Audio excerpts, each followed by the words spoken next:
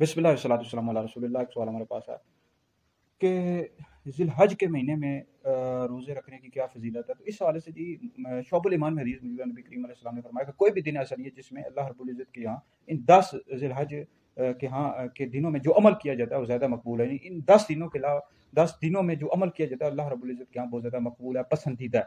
और इन 10 दिनों में तुम ला इलाहा इल्लल्लाह पढ़ते रहो, तकबीर पढ़ते रहो। और इसमें एक दिन का जो रोज़े का सवाब है, यानी 10 दिनों में रोज़े का जो सवाब है वो 1 साल के रोज़ों के बराबर है। और फिर फरमाया कि इसमें 7 नेकियों का जो सवाब है 700 गुना तक बढ़ा दिया जाता है। मुस्लिम शरीफ में हदीस मौजूद है कि मुझे अल्लाह रब्बुल इज़्ज़त से उम्मीद है कि यौम अरफा का रोज़ा वो 1 साल पिछले और 1 साल अगले गुनाहों का कफ़ारा है। तो इन 10 दिनों में रोज़ा रखने की इतनी ज़्यादा फ़ज़ीलत है, हो सके तो रोज़े रखने चाहिए। तो याद रखें कि जो साल में 5 दिन ऐसे होते हैं जिसमें रोज़ा रखना मकरूह तहरीमी या नाजायज़ है। एक ईद उल फित्र का दिन है, और फिर ईद उल अज़हा यानी 10 ज़िलहज का दिन, जिस दिन ईद उल अज़हा होती है यानी कुर्बानी का दिन, फिर 11, 12, 13 यानी ये 5 दिन बन गए। ईद उल फित्र का दिन, 10 ज़िलहज, 11, 12, 13। तो ये 5 दिनों में रोज़ा रखना है मकरूह तहरीमी नाजायज़, यानी ईद के दिनों में आप रोज़ा नहीं रख सकते। ठीक है जी।